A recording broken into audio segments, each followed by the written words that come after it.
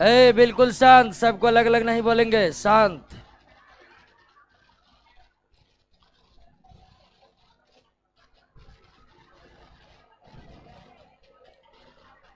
और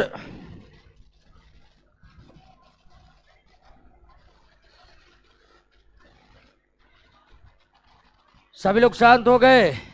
बातचीत करना बंद कर दीजिए। क्लास में सबसे खतरनाक स्थिति कि आप किसी से बात कर रहे हैं।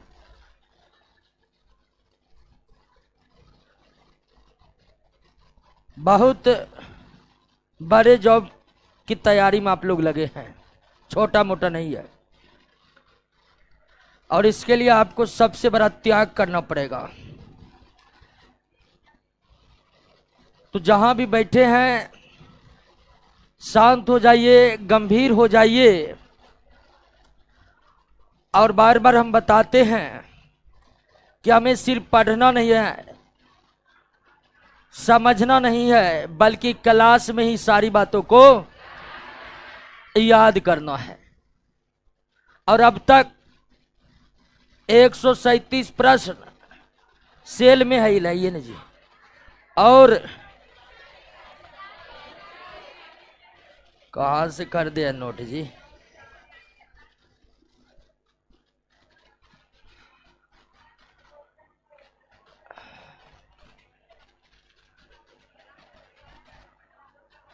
हम्म, 140 प्रश्न, 137 प्रश्न का चैप्टर पहला था सेल, और 140 क्वेश्चन का दूसरा चैप्टर है। तो हम आशा करते हैं कि सबको 140 और 137 बायोलॉजी के दोनों चैप्टर का प्रश्न याद हो गया होगा। जिनको याद नहीं हुआ उसको परिणाम पता ही होगा कि क्या होगा, इसमें कोई शक नहीं है। लक किसी का काम नहीं करता है। झूठ मूठ का जो है लक लक लक साथ नहीं दिया। इस तरह के अरे आवाज क्या आ रहा है जी? शांत हो जाइए, बिल्कुल शांत हो जाइए। सारा कुछ आपके मेहनत पर डिपेंड करता। तो सबको याद हो गया? अभी डीमो ले लेते हैं। कराओ जी, कराओ जी, हाँ आप कराइए। पीछे से कोई नहीं बोलेगा, जो बोलेगा उसका नौकरी नहीं होगा।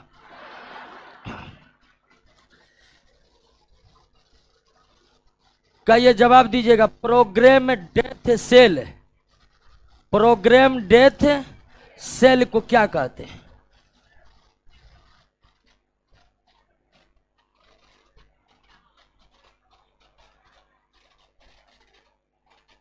देख लीजिए, डेमो है यह।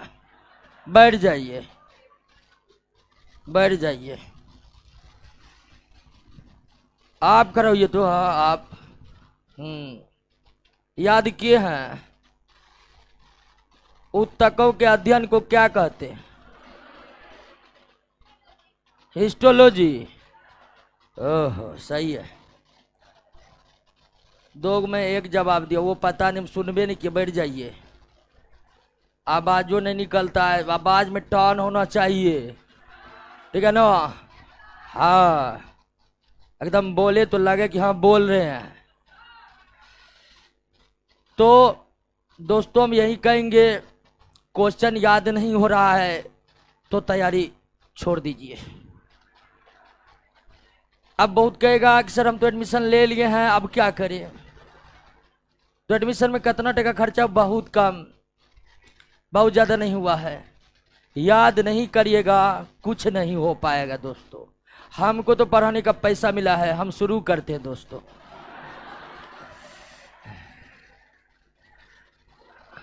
माइक्रो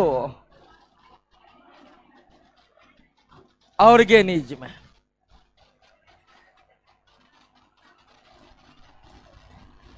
सूक्ष्म जीव, बायोलॉजी का सबसे बड़ा चैप्टर।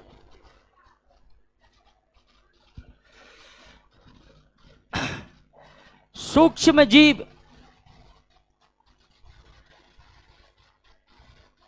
फिर देख रहे हैं बहुत लोग बात कर रहा है।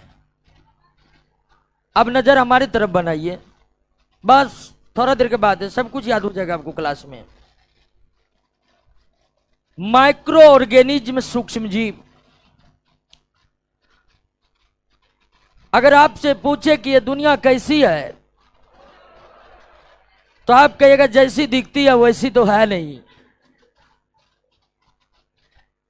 ये दुनिया कैसी है तो जैसी दिखती है वैसी है नहीं। तो फिर क्या जैसे सोचते हैं वैसे है? तो वैसे तो बिल्कुल नहीं है, क्योंकि हम सोचते ही नहीं है।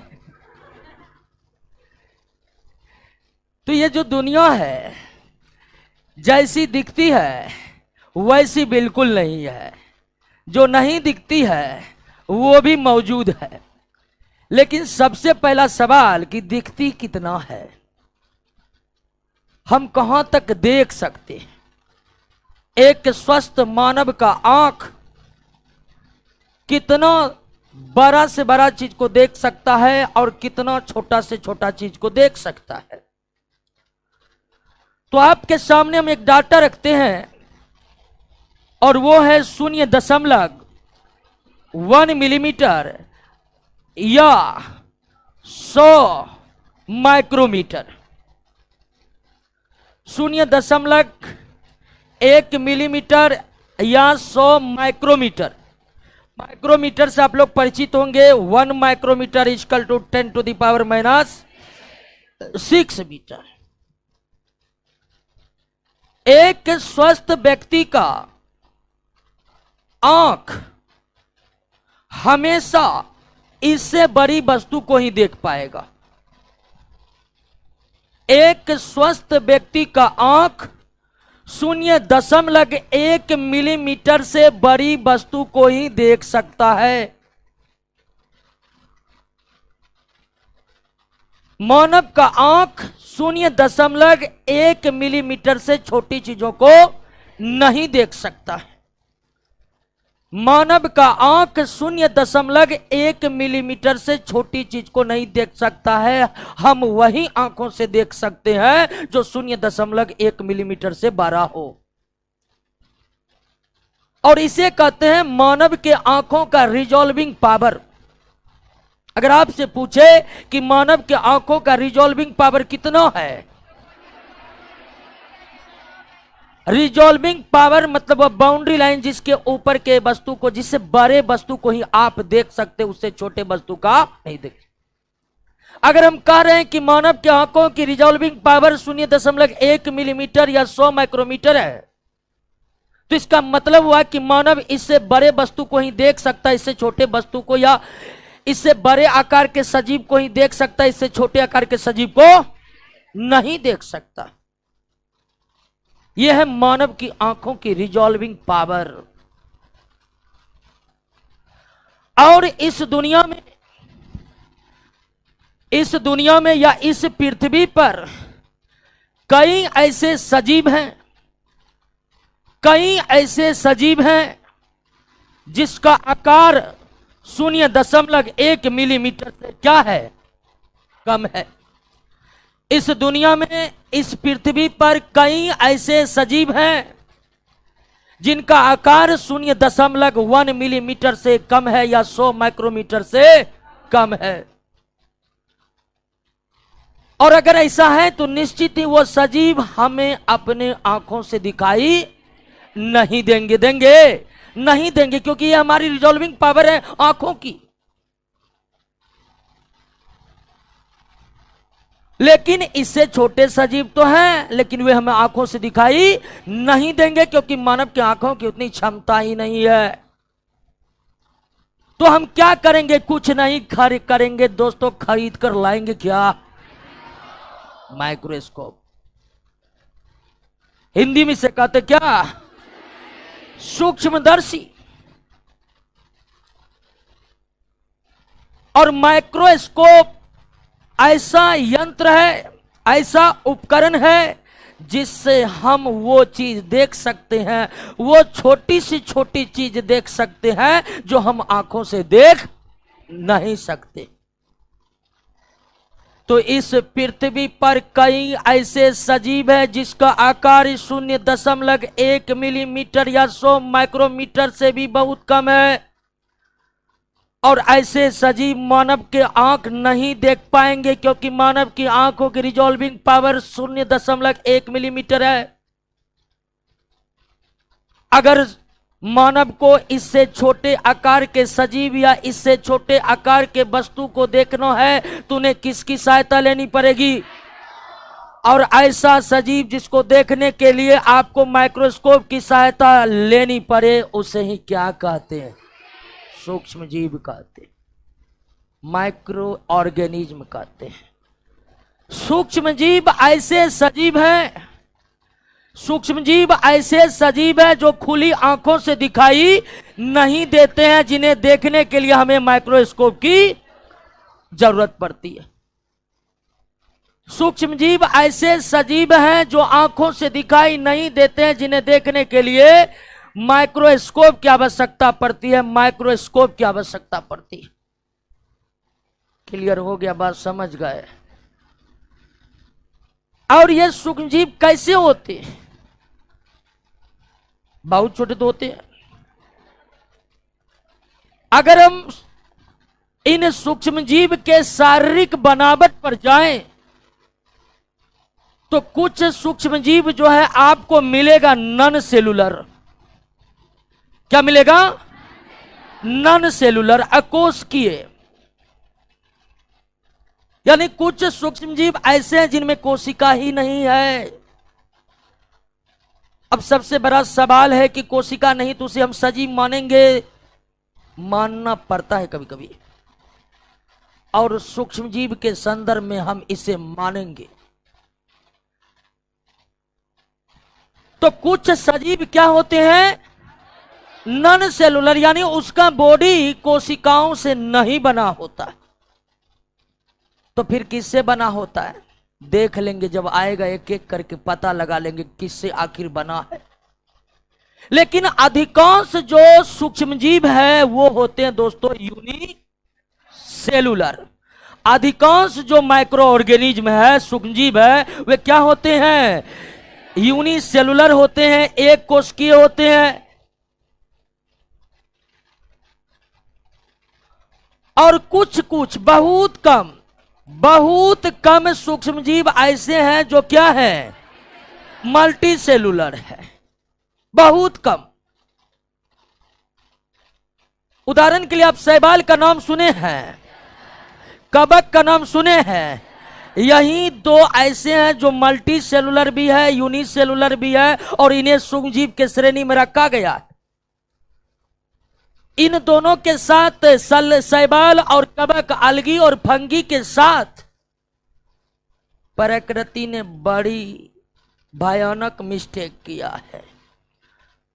कुछ शैवाल और कवक एक कोशिकीय होते हैं,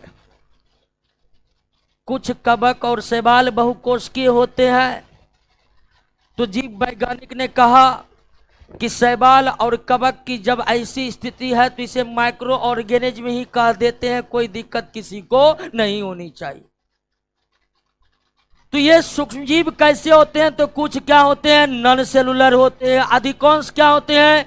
यूनिसेलुलर होते हैं, और बहुत कम मल्टी सेलुलर आते हैं। और खासकर आप याद रखिएगा कि मल्टी सेलुलर सूक्ष्म जीव में किसको रखा जाता है? शैवाल और कवक को। मल्टी सेलुलर माइक्रो ऑर्गेनिज्म में और कोई आता ही नहीं है। मल्टी सेलुलर माइक्रो ऑर्गेनिज्म में और कोई आता नहीं है, बस आता है क्या? शैवाल और कवक। बात समझ गए? ऐसे सजीव जो आंखों से दिखाई नहीं देते हैं, जिन्हें देखने के लिए माइक्रोस्कोप की आवश्यकता पड़ती है, उसे क्या कहते हैं? सूक्ष्म जीव। सूक्ष्म जीव किस प्रकार के होते हैं? अधिकांश सूक्ष्म जीव कैसे हैं? अधिकांश सूक्ष्म जीव कैसे हैं? क्लियर हो गया? मानव की आंखों की रिजॉल्विंग पावर कितनी है?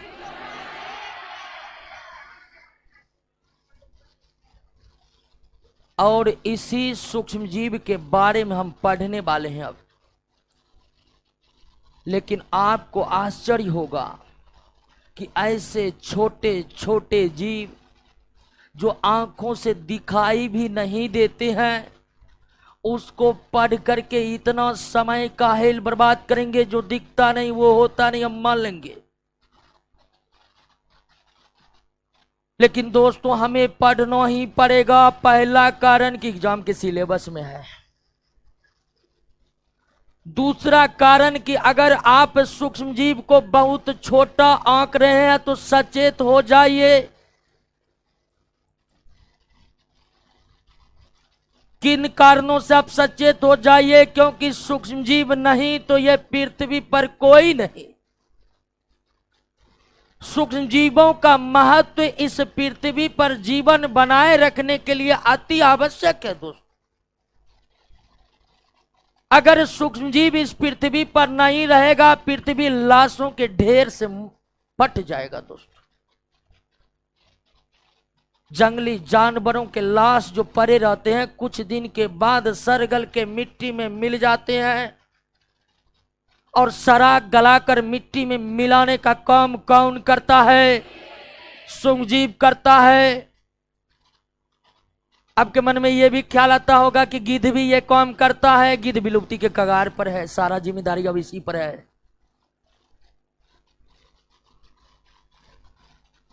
तो सूक्ष्म जीव निश्चित ही अत्यंत छोटे हैं, निश्चित ही हमें आंखों से दिखाई नहीं देते हैं, लेकिन इस पृथ्वी पर सबका जीवन बचा रहे, पौधों का जीवन बचा रहे, जंतु का जीवन बचा रहे, उससे पहले जरूरी है कि किसका जीवन बचा रहे?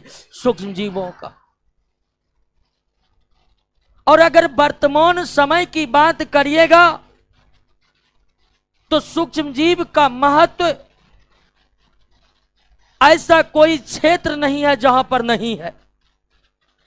आप किसी भी सेक्टर को उठा लीजिए, एग्जाम्पल के तौर पर, उदाहरण के तौर पर आप किसी भी सेक्टर को उठा लीजिए। एक एग्जाम्पल आपके सामने हम पेश करते हैं, चिकित्सा क्षेत्र, मेडिकल सेक्टर।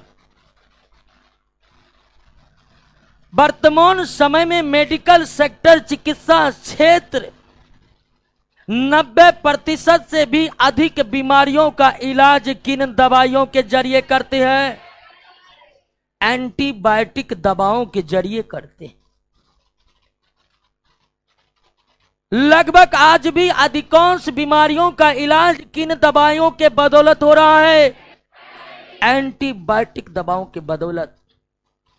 और जिन रोगों पर एंटीबायोटिक का कोई असर नहीं होता है, वो रोग आज भी लाइलाज बने हुए हैं। एड्स और कैंसर जैसे रोग आज भी लाइलाज है।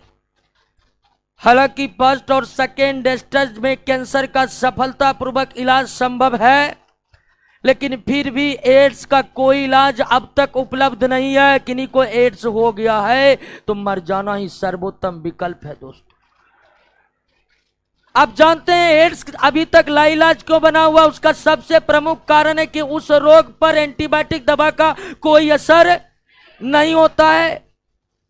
वायरस के जितने भी रोग होते हैं वो बहुत ही ज्यादा खतरनाक प्रवृत्ति के होते हैं, क्योंकि वायरस के द्वारा फैलाए गए रोगों पर कोई एंटीबायोटिक दवाओं का काम। तो वर्तमान में अधिकांश बीमारियों का इलाज मेडिकल सेक्टर में एंटीबायोटिक दवाओं के जरिए हो रहा है। और ये एंटीबायोटिक दवाएं बनते किससे हैं? सूक्ष्म जीव से, माइक्रो ऑर्गेनिज्म से। माइक्रो ऑर्गेनिज्म से ही एंटीबायोटिक दवाएं बनाए जाते हैं। दूसरा उदाहरण ले लीजिए कि चिकित्सा क्षेत्र में इसके व्यापक उपयोग को आप देख ही लिए। अगर दोस्तों आप कृषि क्षेत्र ही जाइएगा कि कृषि क्षेत्र में इसका कोई उपयोग है, क्योंकि आज भी भारत की 52% नागरिक कहां काम कर रहे हैं? कृषि क्षेत्र में। सबसे बड़ा उद्योग एग्रीकल्चर है हमारे देश में। हम कृषि प्रधान देश में रहते हैं। क्या एग्रीकल्चर सेक्टर में सूक्ष्म जीवों का कोई काम है? बहुत बड़ा काम है, बहुत बड़ा काम है। आप जानते हैं कि हमारे वायुमंडल में 78% नाइट्रोजन है। हमारे वायुमंडल में 78% नाइट्रोजन है। आप सोचे होंगे कि बेकार ये 78% है, कर क्या रहा है, कुछ तो कर नहीं रहा है, क्योंकि श्वसन में भी हम कौन गैस इस्तेमाल करते हैं, ऑक्सीजन गैस इस्तेमाल करते हैं, नाइट्रोजन का कोई जरूरी नहीं है। बेकार का यह गैस झूठ मूठ का प्रकृति भर दिया है। दूसरा कि नाइट्रोजन जलता भी नहीं है कि सिलेंडर में भरकर आग लगाकर उसे जलाकर खाना बना सके, जलबे नहीं करेगा गैस, जलता ही नहीं है। क्यों नहीं जलता है? तो किसी से रिएक्शन करता ही नहीं है।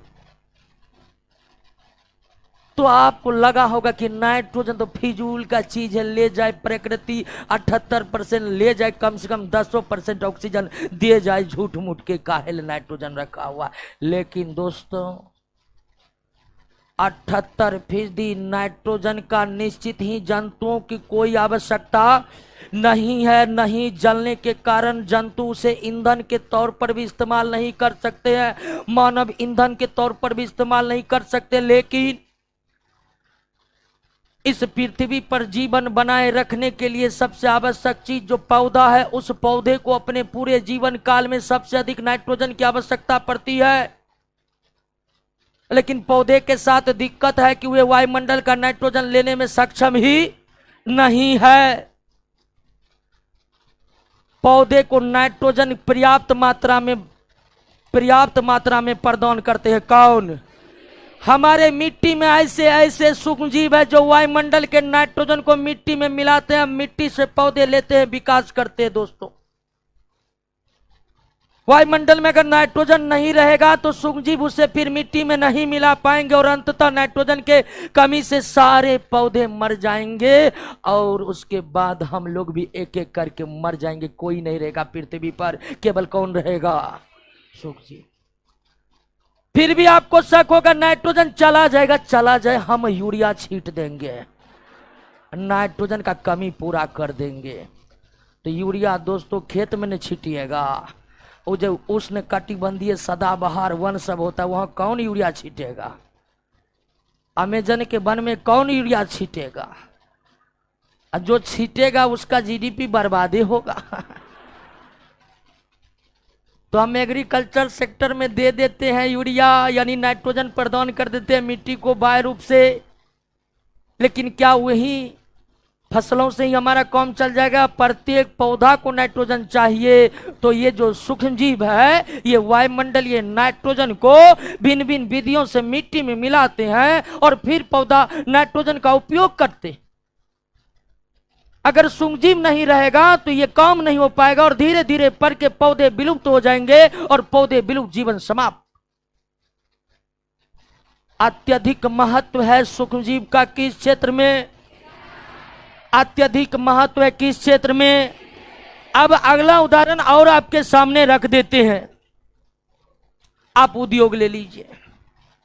ये अरबों डॉलर का जो दही का व्यापार है, वो दही किसके सहायता से बनते?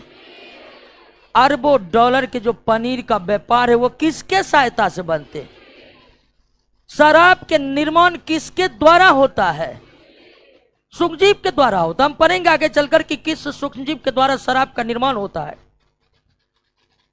ईस्ट नामक एक सूक्ष्मजीव से शराब का निर्माण होता है। तो पूरे वर्ल्ड में जो शराब की इंडस्ट्री है, पूरे वर्ल्ड में जो डेयरी इंडस्ट्री है, उस डेयरी और शराब इंडस्ट्री का आधार स्तंभ क्या है? सूक्ष्मजीव है। अगर हम उनसे सहायता नहीं लेंगे दोस्तों तो फिर ये दोनों इंडस्ट्री बर्बाद, और ये दोनों इंडस्ट्री बर्बाद तो समझ जाइए कितना लोग होगा बर्बाद, है कि नहीं जी? बिहार में शराब बंद हुआ था, 3 ठेकेदार आत्महत्या कर लिया था। 3 ठेकेदार। ताकि अब हम क्या करेंगे, मेरा तो जिंदगी ये था। अब बाद में पता चला कि सबके अकाउंट में 10-10 करोड़ था, नॉमिनी भी नहीं किसी को रखा था।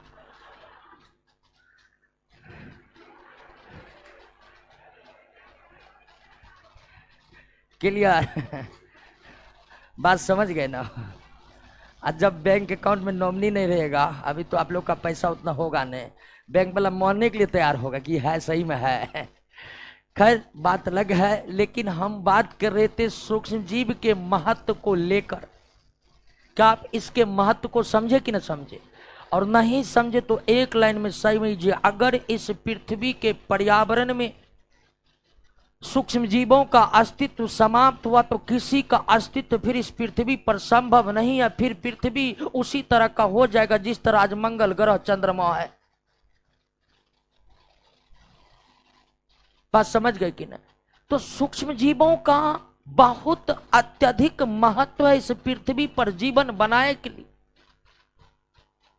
और यही कारण है आज हर विकसित और विकासशील देशों के पास बड़े बड़े रिसर्च सेंटर बने हैं, जिनमें सिर्फ किसका अध्ययन हो रहा है? सूक्ष्म जीव का। हर विकसित और विकासशील देश बड़े बड़े जीव वैज्ञानिकों को भर्ती करके सूक्ष्म जीव पर ही रिसर्च करवाते रहते हैं, ताकि बेहतर हो सके मेडिकल फील्ड, ताकि बेहतर हो सके एग्रीकल्चर सेक्टर, ताकि बेहतर हो सके इंडस्ट्रियल सेक्टर, क्योंकि इन सब उद्योगों का आधार स्तंभ है सूक्ष्म जीव। सूक्ष्म जीव का महत्व इतनी अधिक है कि बायोलॉजी के अंतर्गत एक नई शाखा बनाई दी गई है जिसका नाम है माइक्रो बायोलॉजी, जिसका नाम है माइक्रो बायोलॉजी, जिसके अंतर्गत किसका अध्ययन होता है? सूक्ष्म जीव का। जिस तरह साइटोलॉजी में कोशिका का अध्ययन होता है, हिस्टोलॉजी में उत्तक का अध्ययन, उसी तरह माइक्रोबायोलॉजी में सूक्ष्म जीव का अध्ययन होता है, माइक्रोबायोलॉजी में सूक्ष्म जीव का अध्ययन होता है। और इस माइक्रोबायोलॉजी के पिता या जनक कहलाते हैं ल्यूवेनहुक। कौन कहलाते हैं? ल्यूवेनहुक कहलाते हैं। कौन कहलाते हैं? माइक्रोबायोलॉजी के जनक कौन है दोस्तों? ल्यूवेनहुक है, क्योंकि ल्यूवेनहुक ही वो पहले व्यक्ति हैं जो विश्व के लोगों को माइक्रो ऑर्गेनिज्म से पहली बार परिचित करवाया। यही वो ल्यूवेनहुक हैं जिन्होंने पहली बार बताया कि कुछ जीव ऐसे भी है जो आंखों से दिखते नहीं है। शुरुआत में तो सब ल्यूवेनहुक को कहा कि पागल हो गए, इसको बांध के ले जाओ कहीं और। ल्यूवेनहुक पहली बार सूक्ष्मजीव को 1675 में खोजा था, और जब खोज की पुष्टि कर रहे थे सब उसका विरोध कर रहे थे। उस समय ईसाई धर्म का प्रभुत्व था पूरे विश्व पर, या पढ़े लिखे लोगों पर। धार्मिक अमंडर भी इसके ऊपर लगा कि तुम जो है बहुत कुछ गलत कर रहा है, जो दिखता नहीं वो हो कैसे सकता है। ल्यूवेनहुक को बोला कि आइए दिखाते हैं। बेचारा खुद से माइक्रोस्कोप का निर्माण किया। कंपाउंड माइक्रोस्कोप का खोज किसने किया? कंपाउंड माइक्रोस्कोप, जिसमें दो दो लेंस होते हैं, एक नेत्रिका एक अभिदृश्यक। आई लेंस ऑब्जेक्ट लेंस वाला माइक्रोस्कोप पढ़े थे 12th क्लास के फिजिक्स में। दो दो लेंस वाले माइक्रोस्कोप होते हैं, दो दो लेंस लगे होते हैं, और दो दो लेंस वाले माइक्रोस्कोप को कंपाउंड माइक्रोस्कोप कहते हैं। कंपाउंड माइक्रोस्कोप यौगिक सूक्ष्मदर्शी कहते हैं। उस यौगिक सूक्ष्मदर्शी का खोज किसने किया? खुद से माइक्रोस्कोप बनाया, खुद से माइक्रो को देखा, सबको दिखाया, फिर भी लोग नहीं माना। लेकिन फिर भी 1975 में खोज कर 1983 में अपनी खोज की पुष्टि कर दी। का जिसको मानना मानिए, नहीं मानना नहीं मानिए, दिखता है हमको इसलिए दिखता है सबको, या मान कर चलते। वो तो बहुत आगे चलकर रॉबर्ट कोच का नाम सुने हैं, लुई पास्चर का नाम सुने हो ना? लुई पास्चर और रॉबर्ट कोच जैसे वैज्ञानिक जब आए, तब उन्होंने बताया कि ये जो दिखते नहीं है वो तो रोगों को फैलाते हैं। उसका तो और तीव्र आलोचना हो गया। कहा कि ल्यूवेनहुक खाली देखबे क्या तो तुम बीमारियों फैलाने लगा है। तो उसके बाद उसके तो और विरोध हो गया। कहा कि तुम और लोगों को पगला रहा है, जो दिख नहीं रहा है, जो इतना छोटा, वो रोग कैसे फैला देगा? ऐसा संभव ही नहीं है। वो तो आगे चलकर लुई पास्चर जो है रेबीज के टीके का इलाज, रेबीज का रोग का इलाज खोजा, टीका खोजा। रॉबर्ट कोच ने हैजा की बीमारी का सफल इलाज खोजा। जब लोग उसके इलाज से ठीक होने लगे, तब का नए सही बोल रहा है। तो बात समझे यहाँ तक, कोई दिक्कत नहीं ना। अब हम समझेंगे कि कैसे कैसे सूक्ष्मजीव हैं, वो क्या क्या करते हैं, कहाँ रहते हैं, इन सब बातों का चर्चा हम विस्तार पूर्वक करने वाले हैं। यहाँ तक दोस्तों किसी को समझने में कोई दिक्कत तो प्रश्नों का जवाब अपने मन ही मन दीजिएगा। ऐसे जीव जो आंखों से नहीं दिखते हैं, जिन्हें देखने के लिए माइक्रोस्कोप की आवश्यकता पड़ती है, उसे क्या कहते हैं? सूक्ष्म जीव। अगर आप जवाब दिए होंगे तो हम आधा प्रश्न ही बोले होंगे, आपको जवाब माइंड में आ गया होगा। ऐसा सारे प्रश्न 20,000 प्रश्न के साथ जब होगा तब दरोगा बनिएगा। टेंशन न लीजिए, धीरे धीरे ऐसा ही होगा। मानव के आंखों की रिजॉल्विंग पावर कितनी होती है? 0.1 मिलीमीटर। 0.1 या 100। एक वयस्क स्वस्थ व्यक्ति का आंख कितने आकार से बड़े वस्तु या सजीव को देख सकता है? 0.।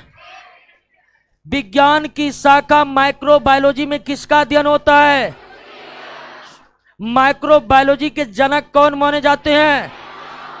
पहली बार सूक्ष्म जीवों का खोज किसने किया?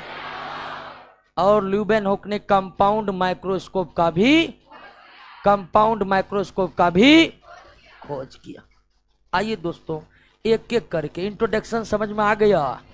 आइए एक एक करके सूक्ष्म जीवों से आपको परिचय करवाते हैं। पहला परिचय आपका 7th क्लास में हुआ है, कुछ ज़्यादा परिचय आपको 9th क्लास में हुआ है, और बहुत ज़्यादा परिचय 11th क्लास में हुआ होगा अगर आप बायोलॉजी रखे होंगे तो। लेकिन आज पूरा परिचय आपको हो जाएगा, 7 का, 9 का और 11th का। पहला सूक्ष्मजीव है वायरवाइट।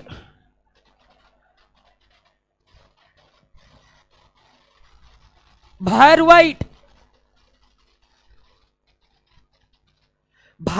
के बारे में, वायरवाइट के नाम सुनकर लोगों को लगता है कि ये वायरस का ही कोई ना कोई वेरिएंट है, अलग टाइप का वायरस है। लेकिन सबसे पहले दोस्तों आप यही समझ विकसित कर लीजिए कि वायरवाइट, ठीक है, वायरवाइट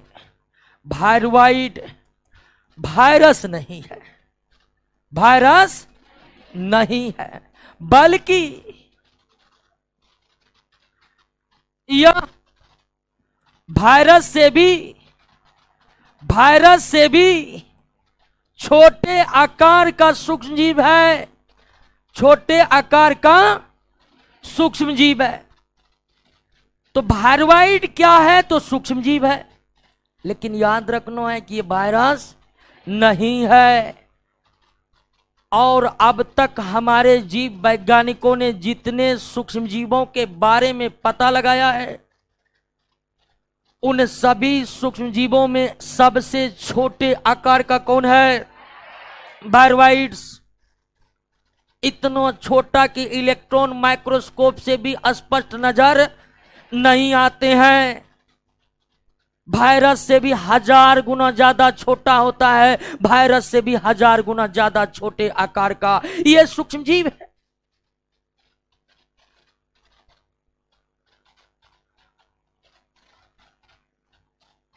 अब सवाल दूसरा है कि यह कैसा सूक्ष्मजीव है? यह कैसा सूक्ष्मजीव है? तो यह नॉन सेलुलर है दोस्तों। क्या है? Non cellular, अकोशिकीय। वायरवाइट कैसा सूक्ष्मजीव है? नॉन सेलुलर, यानी इनमें कोई कोशिका नहीं पाई जाती है, यह कोशिकाओं से नहीं बना हुआ है, यह कोशिकाओं से नहीं बना हुआ है। तो फिर सवाल है कि यह किससे बना हुआ? आखिर बॉडी तो किसी न किसी चीज से बना होगा जी। तो जब कोशिका नहीं है तो फिर यह बॉडी किससे बना हुआ है? इसका शरीर किससे बना हुआ है? तो यह केवल आरएनए अणु से बने होते हैं, आरएनए अणु से बने होते हैं। आरएनए एक प्रकार का जैव अणु है दोस्तों। क्या है? जैव अणु, यानी सजीवों को निर्मित सजीव का कोशिका बनने के लिए जो मॉलिक्यूल्स आवश्यक है उसे क्या कहते हैं? और आरएनए एक प्रकार का जैव अणु है। कोशिका बनने के लिए कार्बोहाइड्रेट चाहिए, वसा चाहिए, प्रोटीन चाहिए, डीएनए चाहिए, आरएनए चाहिए। कोशिका बनने के लिए कार्बोहाइड्रेट चाहिए, वसा चाहिए, प्रोटीन चाहिए, आरएनए चाहिए, डीएनए चाहिए। इसके बॉडी में है केवल और केवल आरएनए। पूरा बॉडी आरएनए आरएनए आरएनए से बना होता है। आरएनए के अलावा इसके बॉडी में कुछ भी नहीं होता। अब आप सोचते होंगे कि जब ये केवल आरएनए अणु से बना है तो अणु से बना है, अणु निर्जीव होना चाहिए। अणु क्या होना चाहिए? निर्जीव। बिल्कुल दोस्तों, ये निर्जीव ही है, लेकिन जैसे ही जीवित कोशिका के अंदर जाता है ये व्यवहार सजीव के तरह करने लगता है। बात को समझे कि नहीं समझे? आरएनए अणु से बना वायरवाइट को आप फेंक दीजिए सड़क पर, निर्जीव बनकर पड़ा रहेगा, करोड़ों करोड़ों वर्षों तक पड़ा रहेगा। लेकिन वहीं आरएनए अणु से बने वायरवाइट का संपर्क किसी जीवित कोशिका से हो गया, वो जीवित कोशिका में चला गया, तब वो निर्जीव न रहकर किसके समान व्यवहार करने लगते हैं? सजीव के समान व्यवहार करने लगते हैं। लेकिन जीवित कोशिका के बाहर ये बिल्कुल किस तरह बने रहते हैं? निर्जीव की तरह बने रहते हैं। यानी आप कह सकते हैं कि यह वायरवाइट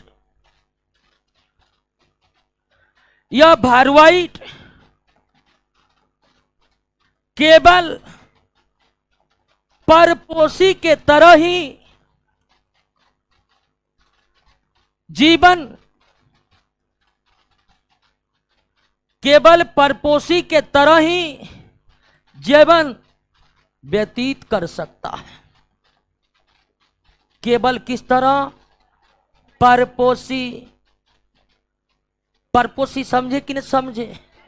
जो केवल दूसरों के शरीर पर ही आश्रित रहे, अकेला रहने की क्षमता उसमें नहीं हो, उसे परपोषी कहते। तो ये केवल परपोषी की तरह ही जीवन व्यतीत कर सकता है। अगर जिस शरीर में यह परपोषी बनकर रह रहा है उस शरीर से इसको बाहर निकाल दीजिए तो वो क्या बन जाएगा? निर्जीव बन जाएगा। लेकिन एक बात दोस्तों और याद रखना है कि वायरवाइट केवल परपोषी के तरह ही जीवन व्यतीत कर सकता है, स्वतंत्र रूप से नहीं। तो हमें यह भी याद रखना है कि ऐसे माइक्रो ऑर्गेनिज्म नॉन सेलुलर होते हैं, ऐसे माइक्रो ऑर्गेनिज्म जो नॉन सेलुलर होते हैं वो केवल और केवल परपोषी के तरह ही जीवन व्यतीत कर सकता है, केवल वायरवाइट नहीं। हर वो नॉन सेलुलर माइक्रो ऑर्गेनिज्म केवल किस तरह जीवन व्यतीत कर सकता है? परपोषी। वो किसी दूसरे सजीव के शरीर के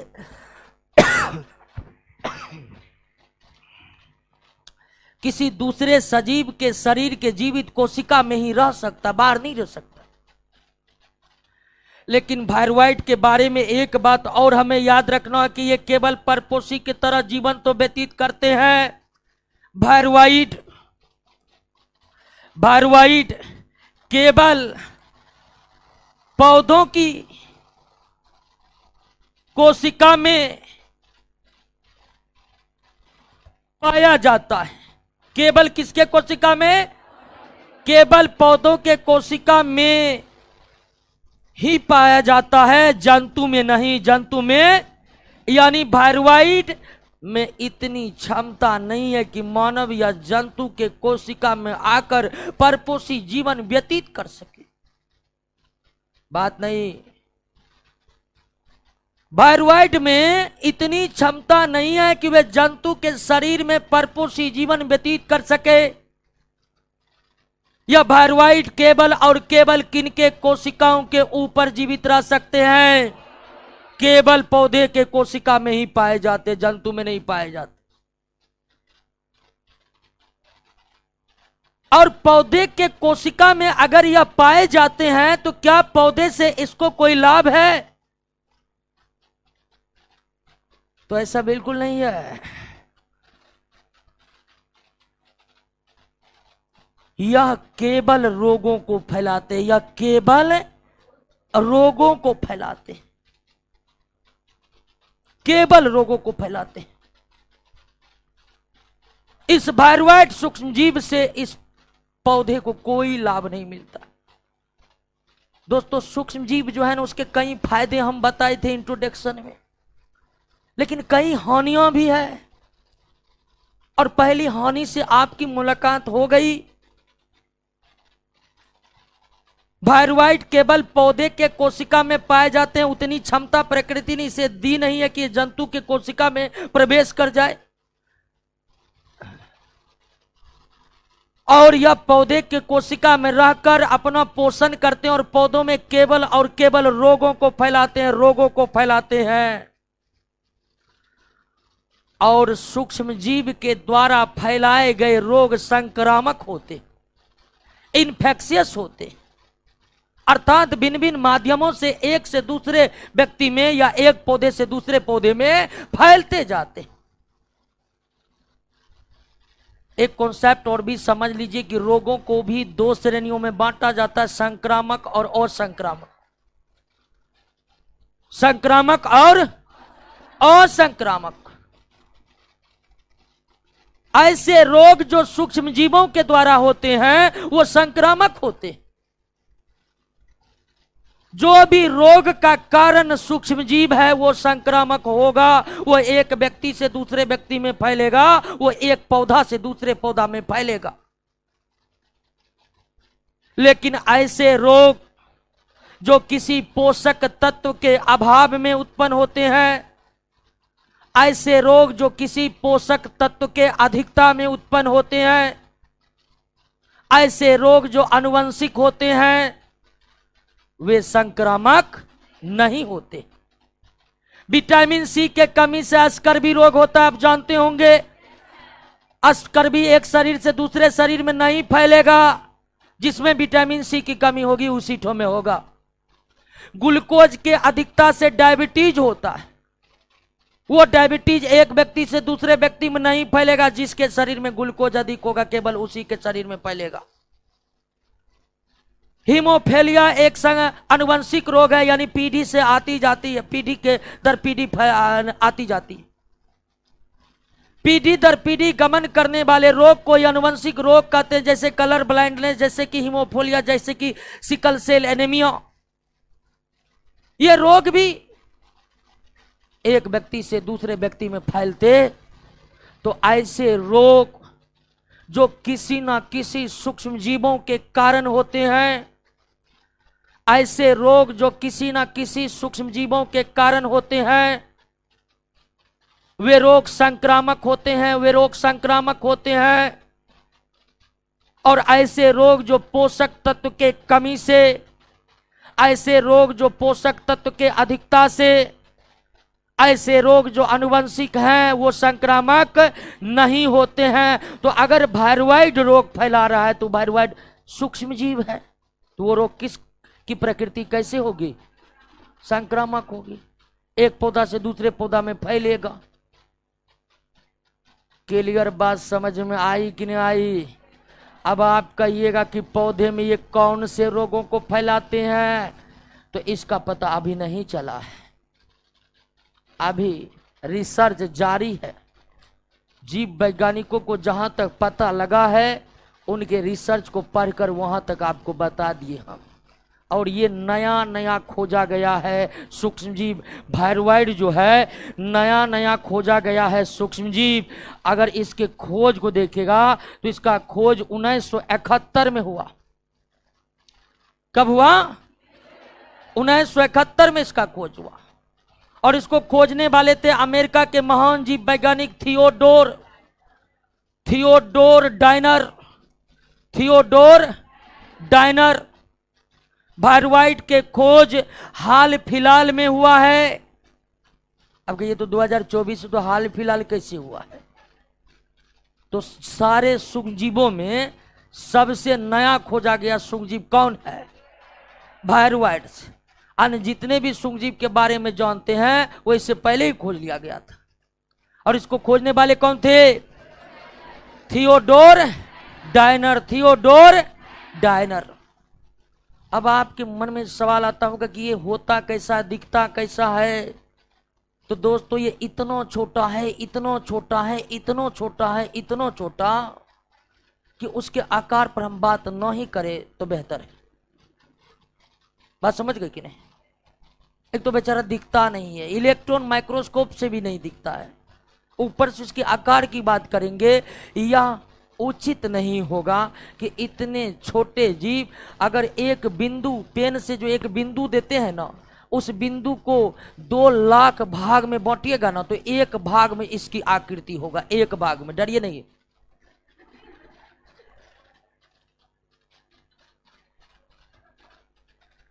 क्लियर हो गया? बात समझ गए? तो वायरवाइट के बारे में दोस्तों क्लियर? एक बार देख लेते सब कुछ याद हुआ कि नहीं। ठीक है, केवल दोस्तों समझने पर फोकस करना है। क्वेश्चन परीक्षा में क्या आएगा इसका टेंशन बिल्कुल नहीं लेना है, क्योंकि वही आएगा जो आपके नोट में है। एक बार ध्यान दीजिए, वायरवाइट क्या वायरस की ही प्रजाति है? नहीं, वायरवाइट वायरस की प्रजाति नहीं है, वायरस से बिल्कुल अलग होता है, वायरस से बिल्कुल अलग होता है। वायरवाइट कैसा सूक्ष्मजीव है? नॉन सेलुलर, यानी इसके शरीर कोशिका से बना नहीं है। तो फिर वायरवाइट किससे बना होता है? आरएनए। जैसे कार्बोहाइड्रेट जैवअणु है, वसा जैवअणु है, प्रोटीन जैवअणु है, विटामिन जैवअणु है, उसी तरह आरएनए भी एक जैवअणु है, जिसका विस्तार पूर्वक हम अध्ययन जेनेटिक्स वाले चैप्टर में करेंगे। तो वायरवाइट किसका बना होता है? क्या इसके शरीर में आरएनए के अतिरिक्त अन्य कोई जैवअणु पाए जाते हैं? नहीं, केवल और केवल आरएनए से बने होते हैं। जो सूक्ष्मजीव नॉन सेलुलर होते हैं वे अपना जीवन केवल किस प्रकार व्यतीत कर सकते हैं? परपोषी। नॉन सेलुलर माइक्रो ऑर्गेनिज्म को अगर परपोषी के शरीर से निकाल दिया जाए तो फिर वह निर्जीव बन जाते हैं। क्या बन जाते हैं?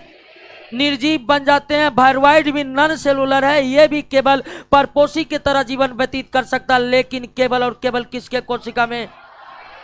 पौधे के कोशिका में। केवल और केवल किसके कोशिका में? प्रकृति ने इसे उतना सक्षम नहीं बनाया है कि जंतु के कोशिका में प्रवेश कर सके। और पौधे के कोशिका पर यह आश्रित रहकर केवल और केवल रोगों को फैलाते हैं। और निश्चित ही यह सूक्ष्मजीव है, तो इसके द्वारा फैलाया गया रोग की प्रकृति कैसी होगी? संक्रामक। यानी कि एक पौधा जो रोग ग्रसित है वायरवाइट से, उसको दूसरा पौधा में रगड़ दीजिएगा तो वो भी रोग ग्रसित हो जाएगा। बात समझ गए दोस्तों? खोजा किसने? थियोडोर डायनर ने। किसने खोजा? Theodore diner. क्लियर? फिलहाल वायरवाइट के बारे में आपको इतना ही पता होनी चाहिए, क्योंकि इतना का ही पता चला है। आइए अगला सूक्ष्मजीव से आपको हम परिचय कराते। एक बार वायरवाइट पर नजर दौड़ा दीजिए सब।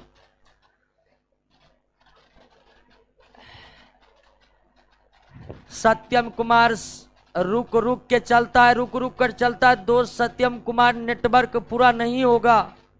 लाइव देखने के लिए 4G नेटवर्क कंटिन्यू आवश्यकता पड़ती है।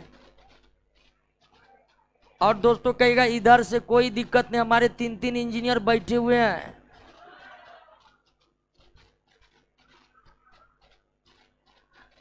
हंसते का है, क्लासे में ढेर सारे इंजीनियर होगा।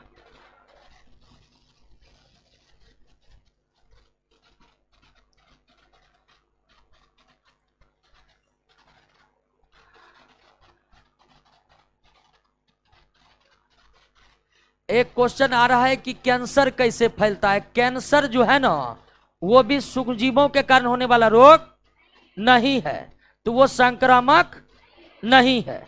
लेकिन हाल फिलहाल में कैंसर के क्षेत्र में और कई रिसर्च हुए हैं और कुछ ऐसे सूक्ष्मजीव का पता जीव वैज्ञानिक लगाए हैं, जो यानी ऐसे सूक्ष्मजीव का पता जीव वैज्ञानिकों को लगा है जो कैंसर को फैलाने के लिए उत्तरदायी है। उदाहरण के लिए जीव वैज्ञानिकों को कई ऐसे लोग मिले जिसको जबरदस्ती कैंसर हुआ था। आप कभी कभी अखबारों में पढ़िएगा कि शर्मा जी का लड़का, मतलब किसी का XYZ, किसी का लड़का ना गुटखा खाते, ना सिगरेट पीते, ना शराब पीते थे, बेचारा मर गए कैसे, कैंसर से। ऐसे कई बार न्यूज पढ़े होंगे। ना शराब पीते थे, ना गुटखा खाते थे, ना पान खाते थे, कुछ नहीं खाते थे, नशों से बिल्कुल दूर, नशों से उसको एलर्जी था, तमाम तरह का। मरे तो किससे मरे? कैंसर से मरे। अब यही सवाल है कि उससे कैंसर कैसे हो गया? पता चला उनके पिताजी बड़ी नशा करते थे और उनका 2-4 जीन उसके शरीर में आ गया, वो उत्परिवर्तित होकर कैंसर को फैला दिया। तो इस पर रिसर्च आगे बढ़ने लगा तो वैज्ञानिकों को पता चला कि कुछ सूक्ष्मजीव है जो कैंसर जैसे परिस्थितियों को इनहेंस करते, बढ़ाने में सहायता करते। लेकिन फिलहाल कैंसर के बारे में जो भी रिसर्च हुआ है वो हमारे ज्ञान से परे है। फिलहाल कैंसर सूक्ष्मजीवों के कारण नहीं होता, इसीलिए वो संक्रामक नहीं होंगे, संक्रामक नहीं होंगे। क्लियर हो गया? वायरवाइड क्लियर हो गया? वायरवाइड क्या हानिकारक है या लाभदायक? हानि। वायरवाइड किस कोशिका से बने होते हैं? प्रोकैरियोटिक या यूकैरियोटिक?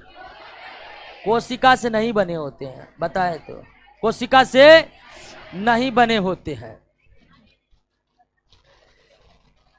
आइए दोस्तों, अगला सूक्ष्मजीव है प्रियॉन।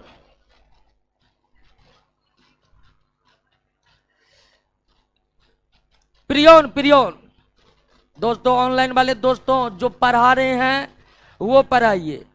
आपके मन में देख रहे हैं बहुत तरह के प्रश्न आता है। इतने सारे प्रश्न आने का कोई औचित्य नहीं है, क्योंकि आप भी स्टूडेंट नहीं है और हम भी प्रोफेसर नहीं है। क्या आप भी नौकरी का तैयारी करना है और हम भी उतना ही जानते हैं। प्रियॉन। इसीलिए दोस्तों बायोलॉजी बहुत बड़ा क्षेत्र है, बहुत समुद्र है बायोलॉजी, और हम उस समुद्र के किनारे पर भी नहीं है, 10 किलोमीटर दूरे हैं। तो इसीलिए आपके सारे सवालों को जवाब देना हमारे बस की बात नहीं है। लेकिन एग्जाम का जो सिलेबस है, दरोगा का जो सिलेबस है, उससे दुगुना बताना हमारी क्षमता में है और बता कर रहेंगे।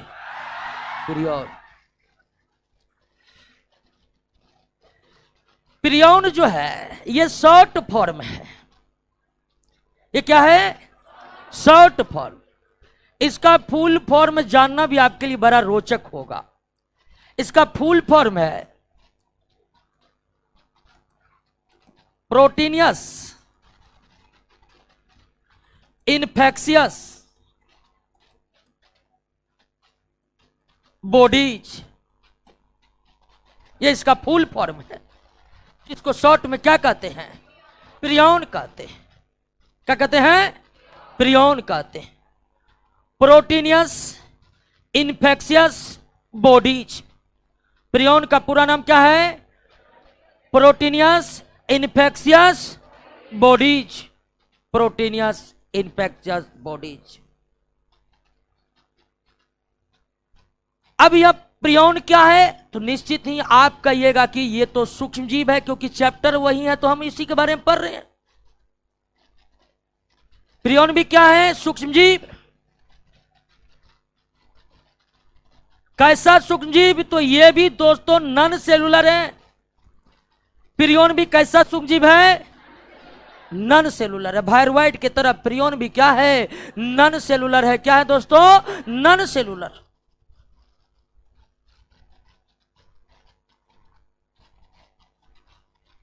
अब अगर ये नॉन सेलुलर है तो फिर सवाल है कि बॉडी बना किससे होता है? बॉडी किससे बना होता है? तो ध्यान दीजिए, यह असामान्य प्रोटीन अणु है। यह क्या है? असामान्य प्रोटीन अणु है। क्या है? असामान्य प्रोटीन अणु है। और हम यह बात इसलिए कर रहे हैं कि प्रियोन वाला जो प्रोटीन है, प्रियोन वाला जो प्रोटीन है, वह प्रोटीन 254 अमीनो अम्ल का बना होता है। कितने अमीनो अम्ल का? 254 अमीनो एसिड के बना होता है। जबकि हम जैसे कि दाल खाते हैं, ठीक है, अंडा खाते हैं, इनमें भी पाया जाता है क्या? प्रोटीन। और यह प्रोटीन 20 अमीनो एसिड से बना होता है। किससे? 20 अमीनो एसिड से बना होता है। हमारे शरीर के निर्माण में जो सामान्य प्रोटीन भाग लेते हैं, हमारे भोजन के जो प्रोटीन है, वो प्रोटीन अणु केवल 20 अमीनो एसिड से बनता है। 20। लेकिन प्रियोन भी केवल और केवल किससे बना है? प्रोटीन से। प्रियोन केवल और केवल किससे बना है?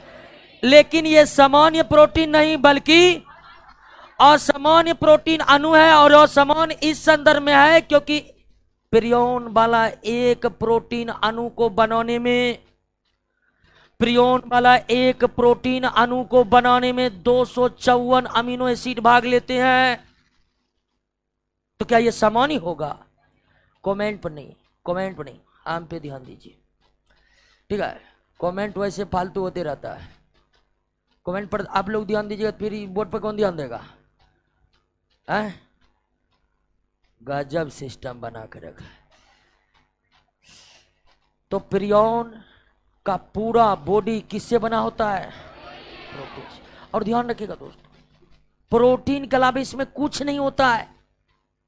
जिस तरह थायराइड में आरएनए के अलावा कुछ नहीं था, उसी तरह प्रियोन में प्रोटीन के अलावा कुछ नहीं है, कुछ नहीं, यानी कोई जैव अणु नहीं। लेकिन ये समान नहीं, क्या है? असामान्य प्रोटीन अणु है। और असमान प्रोटीन अणु हम प्रियोन को किस कारण से कह रहे हैं बताइए? क्योंकि प्रियोन वाले एक प्रोटीन अणु को तैयार होने में 254 अमीनो एसिड की आवश्यकता पड़ती है। और जो सामान्य प्रोटीन होते हैं वो मात्र 20 अमीनो एसिड से बन जाते हैं, मात्र 20 अमीनो एसिड से बन जाते हैं। और तो और दोस्तों, प्रियोन, अगली जो जानकारी हम आपको दे रहे हैं, आप हैरान रह जाइएगा कि कैसा कैसा प्रकृति है और क्या क्या बनाकर भेज दिया है। प्रियोन ऐसे असामान्य प्रोटीन अणु है। प्रियोन ऐसे असामान्य प्रोटीन अणु है जो केवल मस्तिष्क कोशिका, और मस्तिष्क कोशिका का नाम बताइएगा कोई? कौन? केवल मस्तिष्क कोशिका में ही बनता है, मस्तिष्क कोशिका में ही बनता है।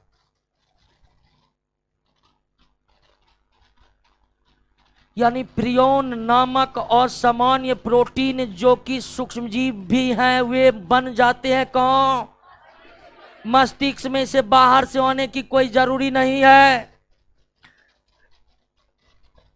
शारीरिक क्रियाओं के दौरान ये अपने आप बन जाते हैं, लेकिन केवल कहाँ? मस्तिष्क कोशिकाओं के अतिरिक्त इस प्रियोन का निर्माण शरीर के अन्य किसी भी भागों में संभव नहीं है। या न्यूरॉन कोशिका के अलावे ये प्रियोन नामक असामान्य प्रोटीन कहीं और नहीं बन सकते हैं, कहीं और नहीं बन सकते। और जब मस्तिष्क की हम बात कर रहे हैं तो इसका मतलब हम जंतु की बात कर रहे हैं, क्योंकि पौधे में मस्तिष्क होते।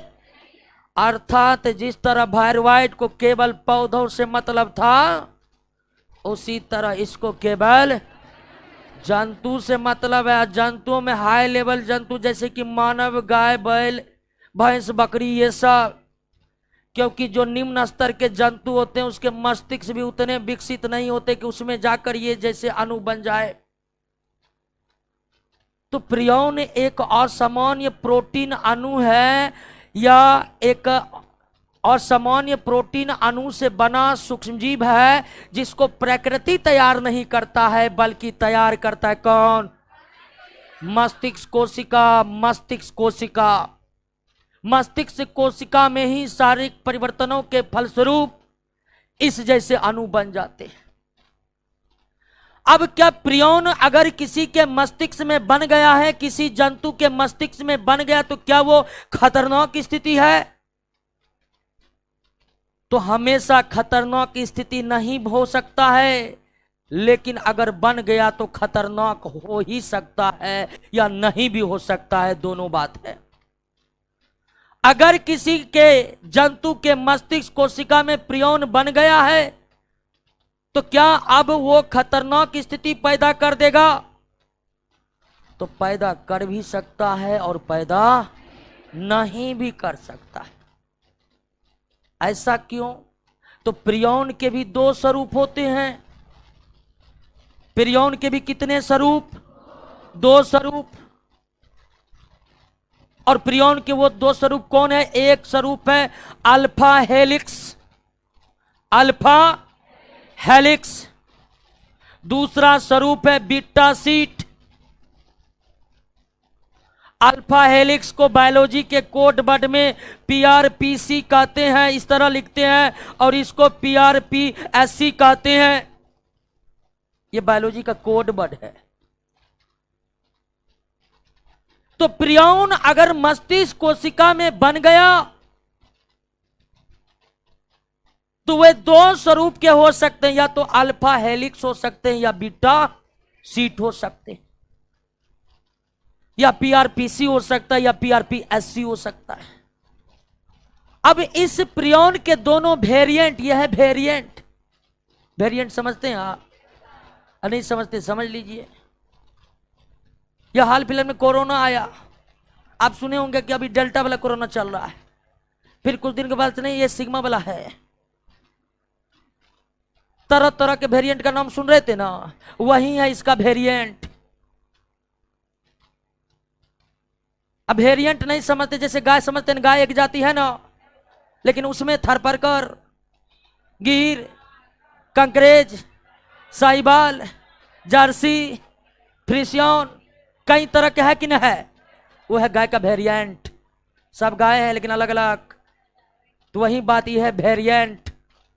एक प्रियौन अल्फा हेलिक्स और दूसरा प्रियौन बीटा शीट, बीटा शीट। अब इस दोनों प्रियौन में अंतर क्या है? अंतर यह है दोस्तों, ये बन गया तो कोई दिक्कत नहीं, क्योंकि बन भी जाता है तो ये क्या पड़ा रहता है, no problem. Alpha helix no problem.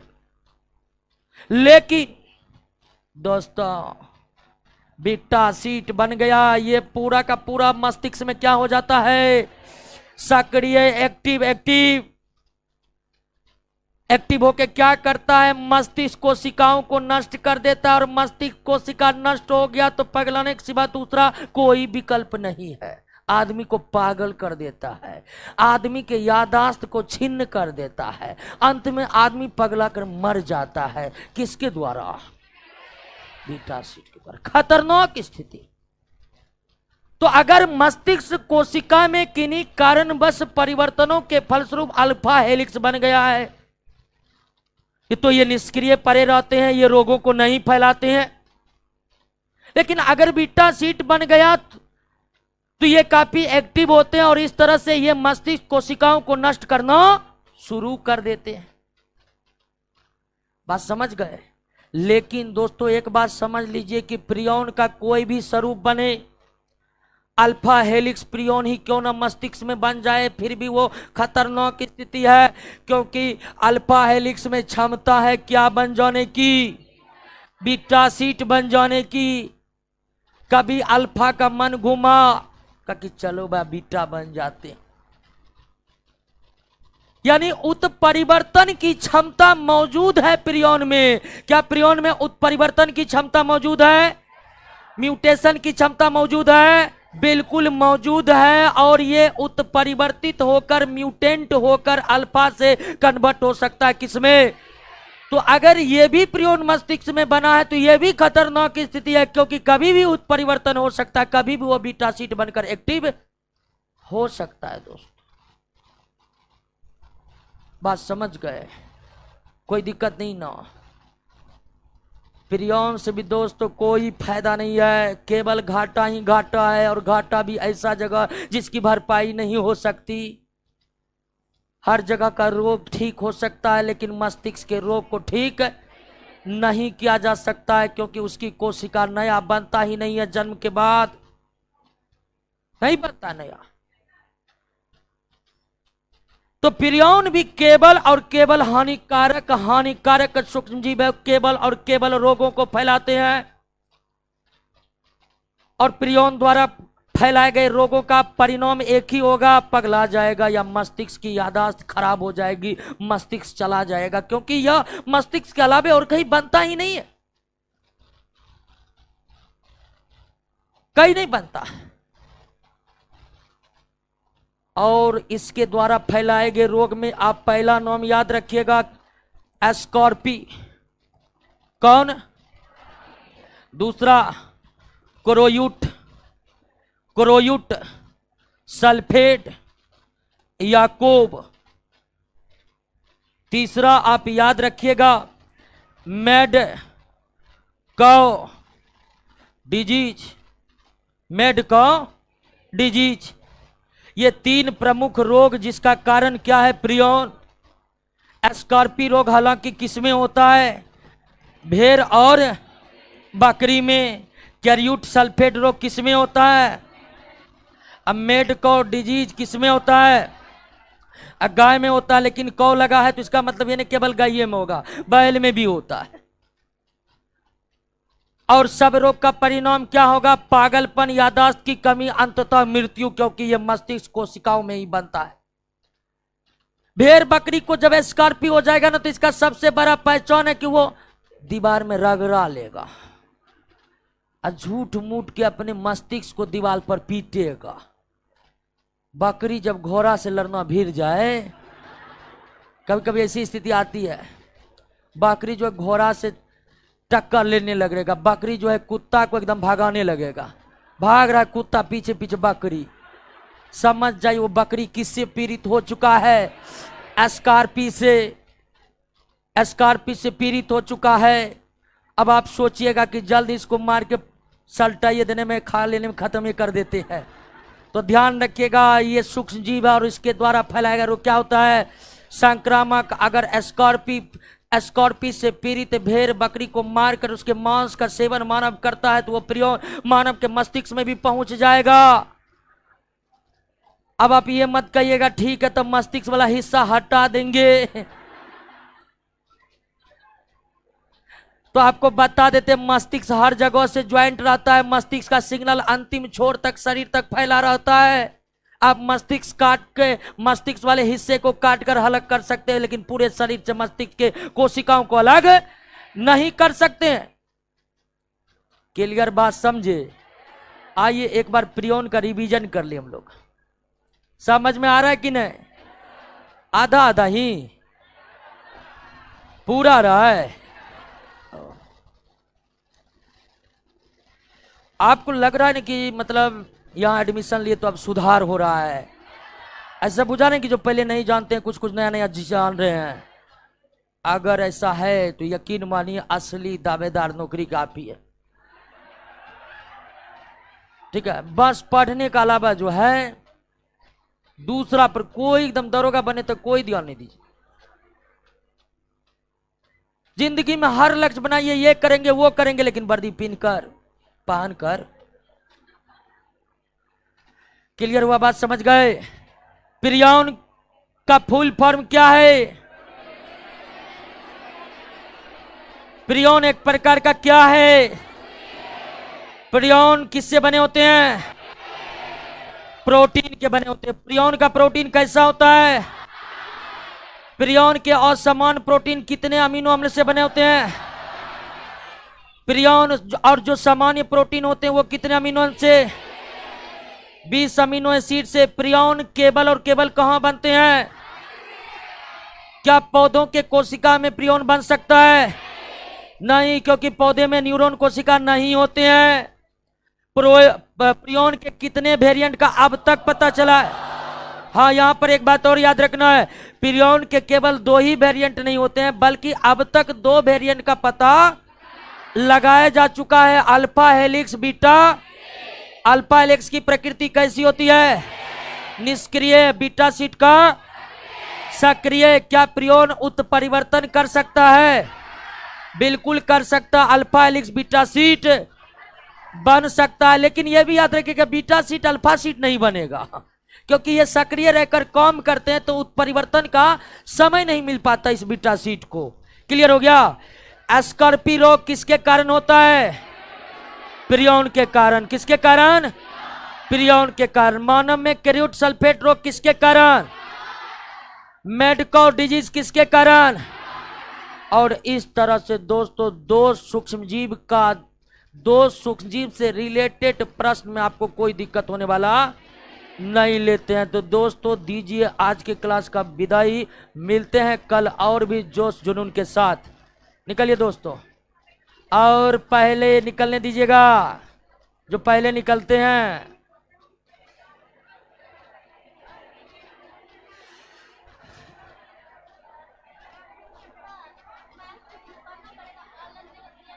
क्या? मैथ रीजनिंग कमजोर है। मैथ रीजनिंग यहीं पर है, यहीं क्लास में होगा, फ्री होगा, पैसा नहीं लगेगा, मन होगा दे दीजिएगा। क्या एड्स कैसे होता है? बताएंगे दोस्तों, बीमारी होने दीजिए ना।